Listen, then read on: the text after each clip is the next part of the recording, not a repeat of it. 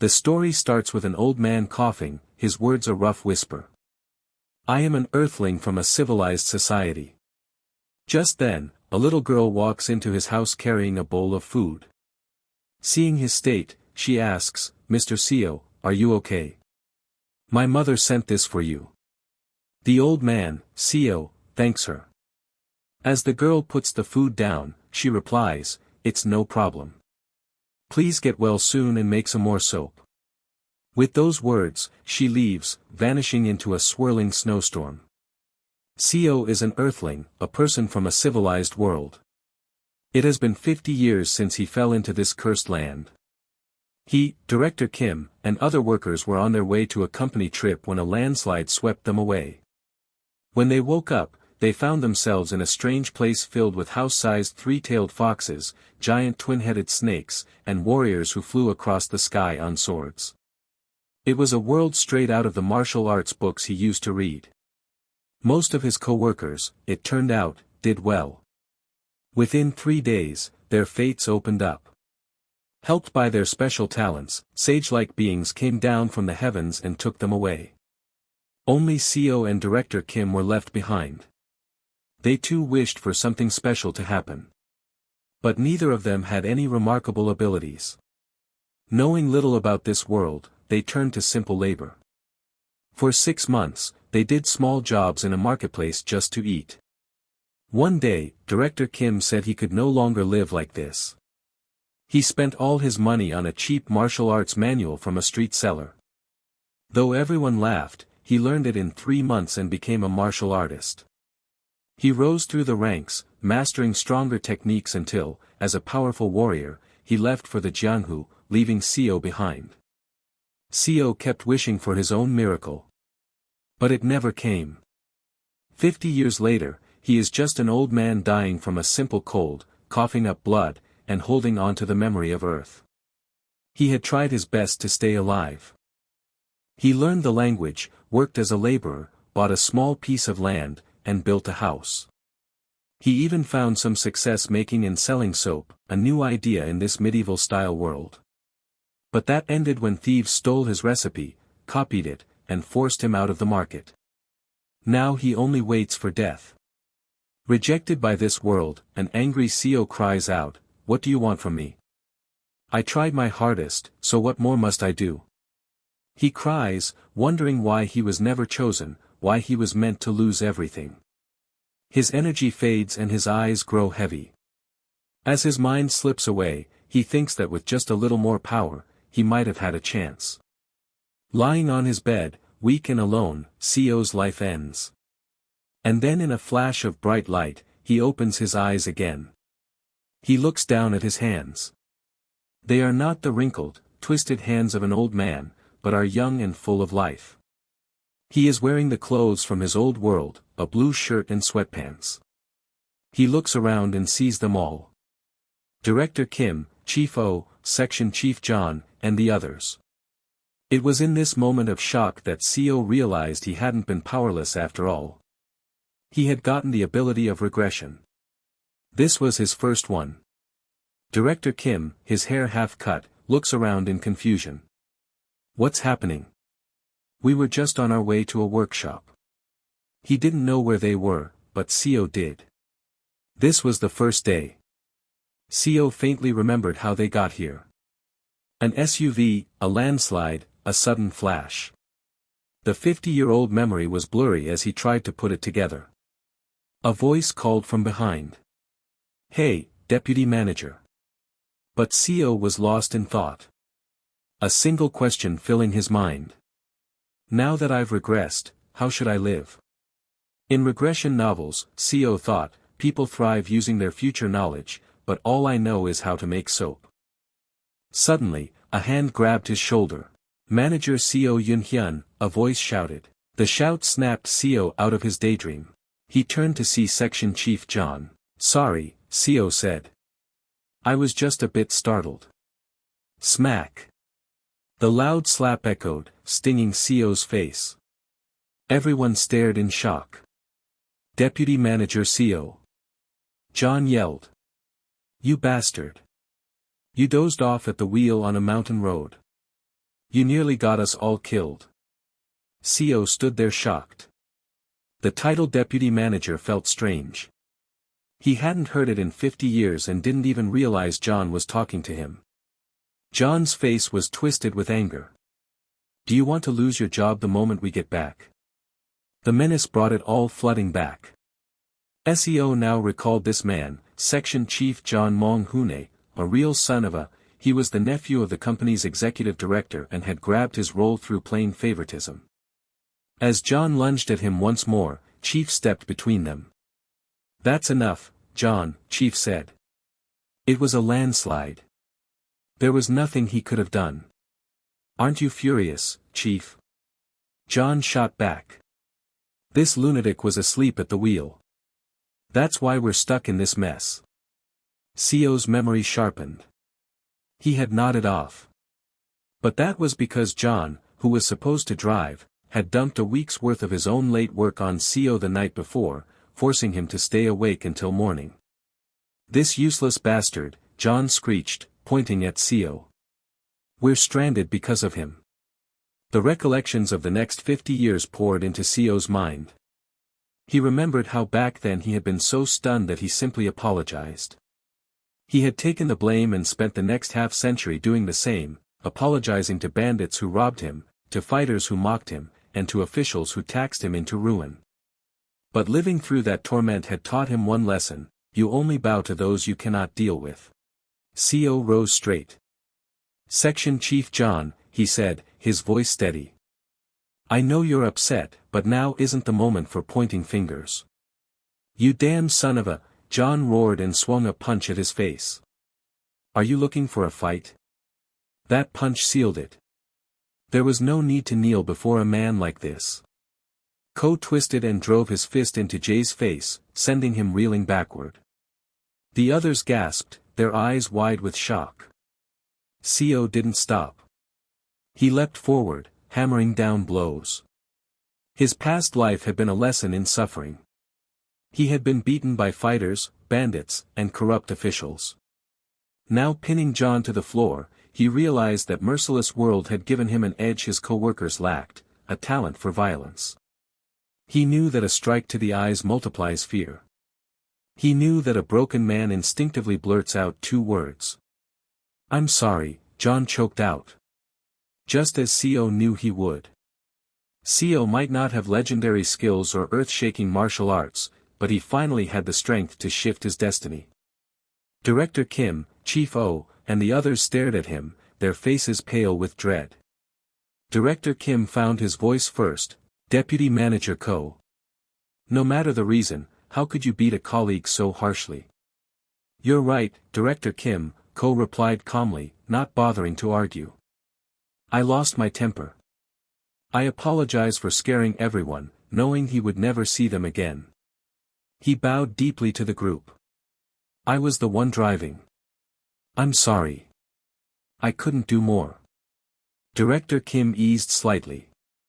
Section Chief Jian was too severe, he admitted. You couldn't have prevented a landslide. He overreacted. Director Kim insisted that Ko apologize to John. CO obeyed. He knew Director Kim was destined to become one of this world's strongest fighters, and supporting him now could bring future rewards. Getting on his good side was the smart choice. CO turned to John and stretched out a hand.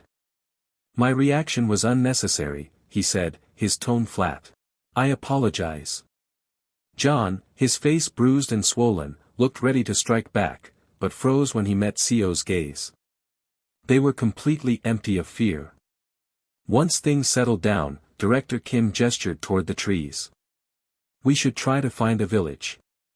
That's the logical thing to do. CO agreed. Though he knew the truth, this was the ascension path, a forest in the land of Murim, where the only law was that the strong consume the weak. Immortals and warriors clashed for power and pride. Here, there were no villages for miles. The sun is setting, CO said instead. We should find a safe spot to build a shelter for the night. Director Kim nodded. But what about the car? We have a lot of supplies in there for the workshop. The car was gone for good, but Seo knew they wouldn't believe him if he said so.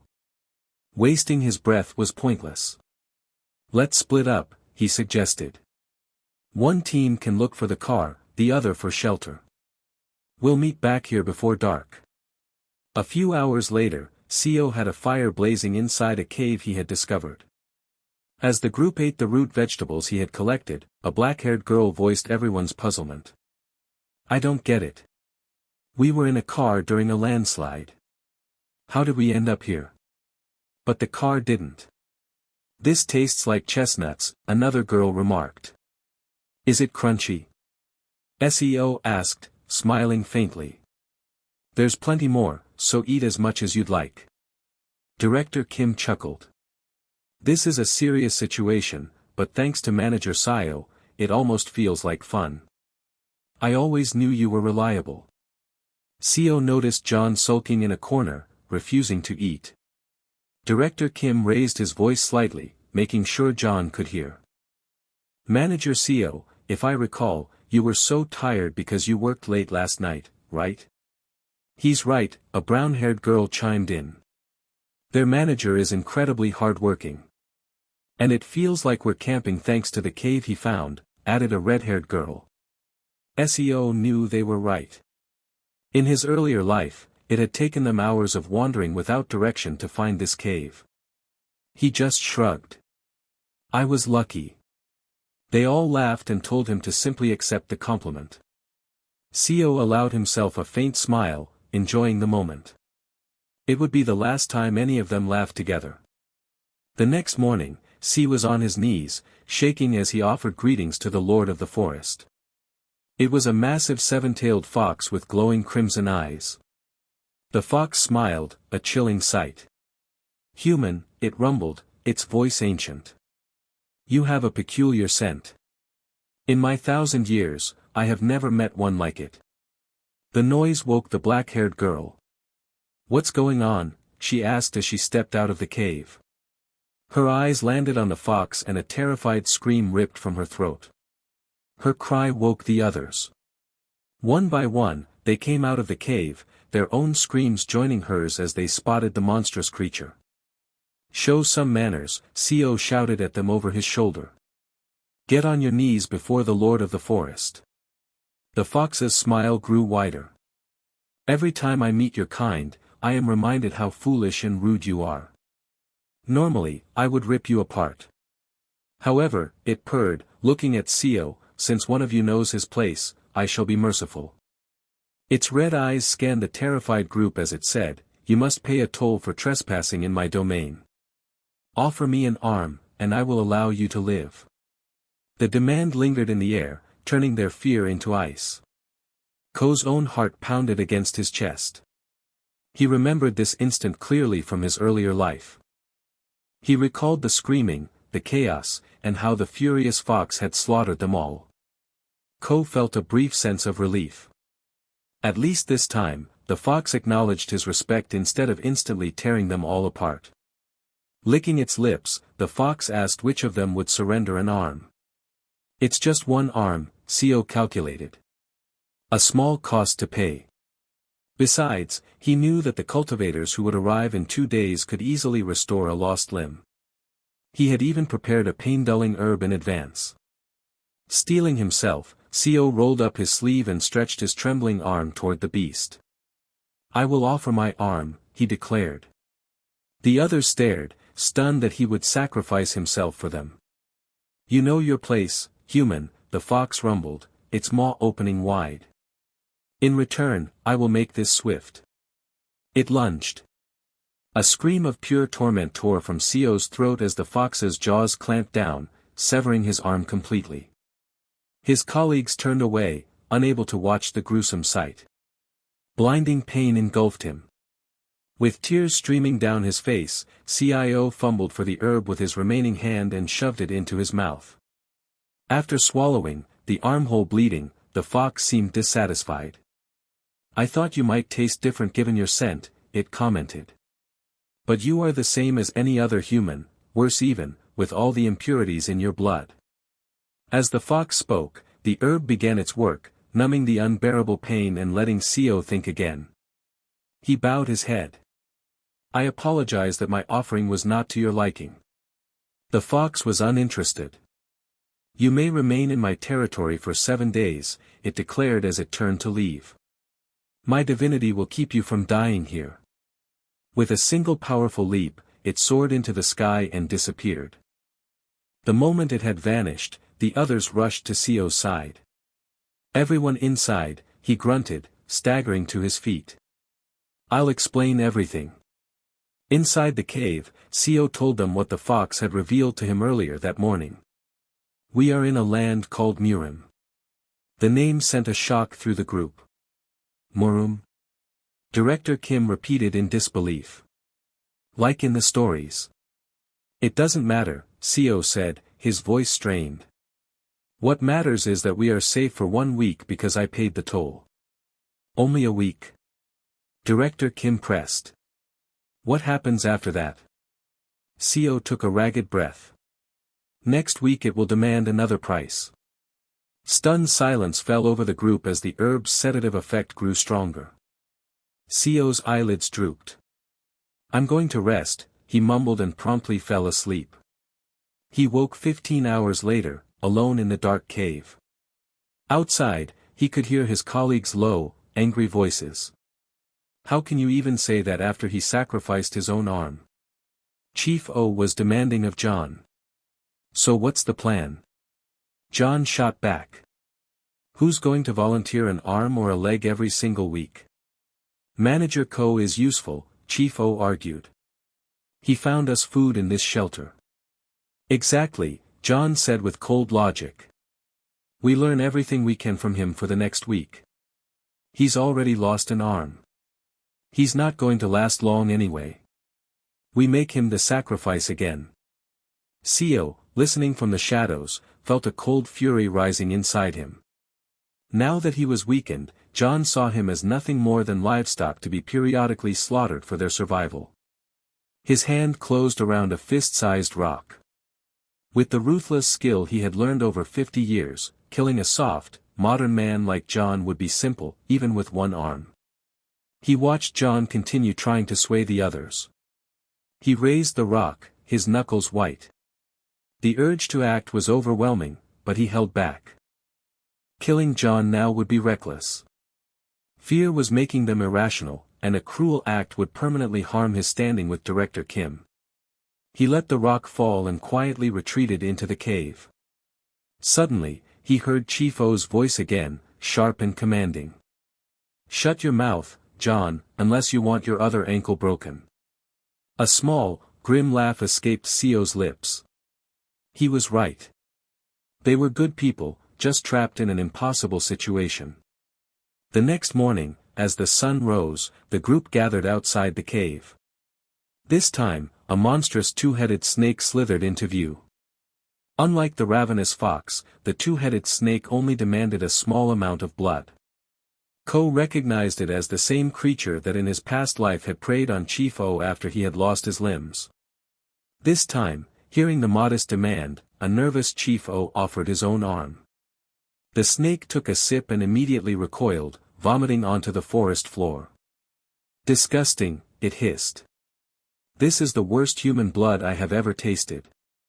Chief O flushed with anger, but Sio knew the truth. The blood of a 21st century office worker, saturated with nicotine and cholesterol, must have been truly foul. Sio turned his attention elsewhere. John Myung-hun, he called out. Come with me. We need to gather herbs. John stared, shocked. Did you just use my full name? Ignoring the question, Sio asked simply, are you hungry? When John sullenly admitted he was, Ko walked over to him. I'll teach you which fruits and herbs are safe to eat. He leaned in closer, his voice dropping to a whisper. I plan to offer my other arm to the fox next week. If I die, someone needs to know how to keep everyone else alive. The color drained from John's face. He realized with dawning horror that Sio had overheard their conversation last night. Trapped, he had no choice but to accept the guidance. Ko had to hide a smirk. Thank me, he thought. The fox isn't coming back, and you'll never get the chance to use this knowledge anyway. He led John to a grove of fruit trees and began his instruction. Janong Hun, Co barked. How many times do I have to tell you? Not that one. Concentrate, John said. Sorry, he mumbled, reaching for a different fruit. That one will kill you, Co said flatly. For hours, Co relentlessly directed Jian, forcing him to dig and forage. Exhausted, John finally pleaded for a break, panting from the non-stop labor. A cold satisfaction settled over Co. This was exactly how John had hazed him when he first joined the company.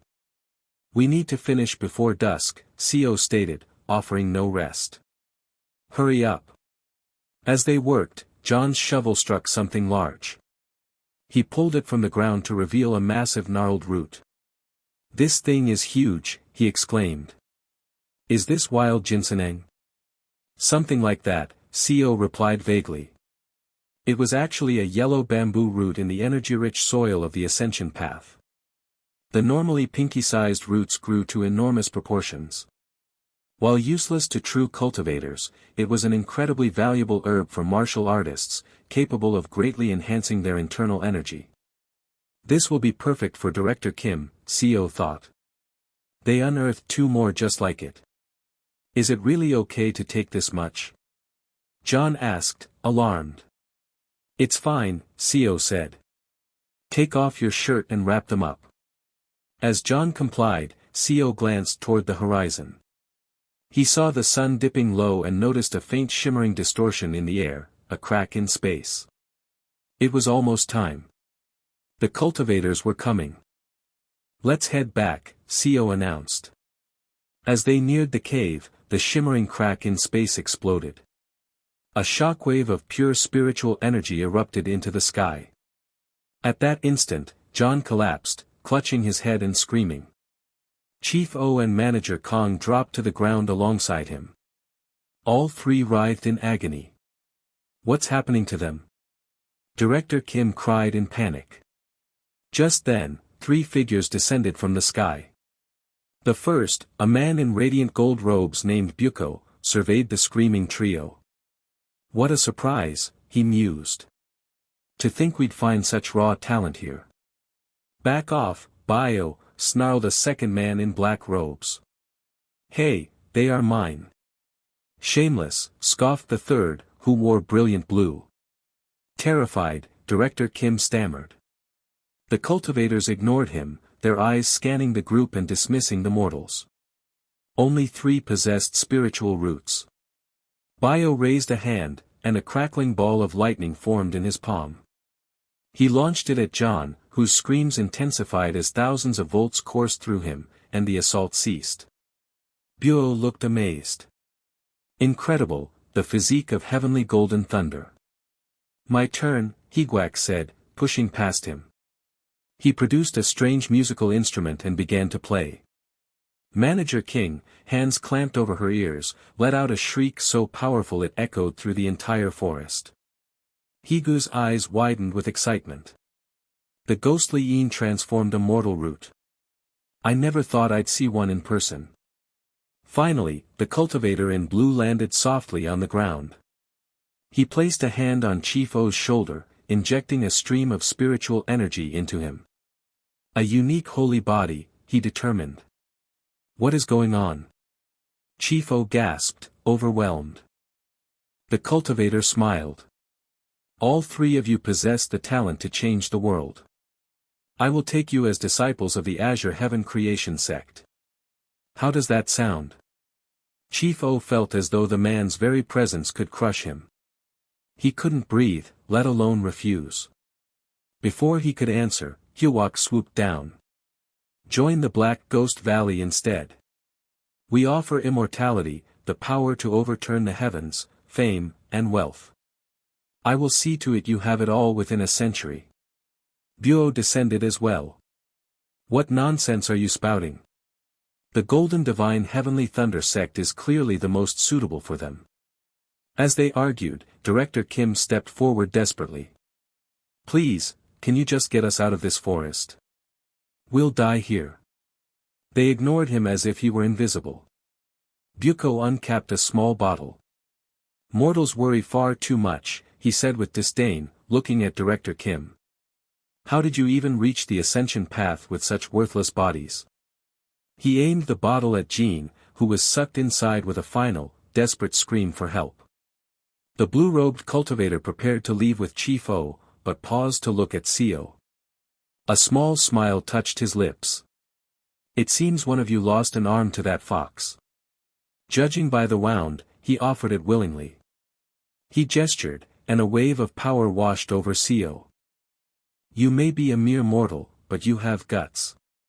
Seo stared as his arm completely regenerated. The feeling was astonishing. After Hogwalk had likewise secured Manager Kong, the three cultivators rose into the air. As they departed, their voices echoed back. We have cleared the ascension path of all beasts on our way here. It should be safe for the next 10 years. Wait! Director Kim shouted, chasing futilely after them. Hold on. Where do we go? Which way is out? He called their names, John, Chief O, Kong, but it was useless. They vanished into the sky. A wave of familiar disappointment washed over Seo. It had been exactly the same 50 years ago. No matter how much they pleaded, the cultivators had treated them like insects. Still, he was relieved to have his arm back. Director Kim finally collapsed, gasping for breath. What are we supposed to do now? He despaired. But just as all hope seemed lost, he saw dozens more beams of light streaking across the sky. Following the same path the cultivators had taken, Director Kim watched the lights, confused. What are all those streaks in the sky? He wondered aloud. Is something over there? Despite the strange sight, he couldn't abandon his team, so he turned back to the cave. The next day brought a fierce thunderstorm, with lightning cracking all around. The remaining four, Director Kim, Manager Kim, Deputy Manager O, and Co., huddled together in the cave for shelter. Deputy Manager O's condition was worsening. She lay on the cold ground, coughing up blood. So, is there some kind of herb we can find? Manager Kim asked desperately, her voice filled with panic. She's in terrible shape. Knowing what was coming, Seo answered calmly, let's just wait a little longer. Someone might show up to heal her. Manager Kim gave him a bewildered look. Just then, the sound of footsteps echoed from the cave entrance. A figure emerged from the rain-swept darkness. Mortals in the ascension path. The stranger's voice resonated through the cave. You are like ants caught in a battle between dragons. Director Kim immediately leaped in front of the others, shielding them. Who are you? He demanded.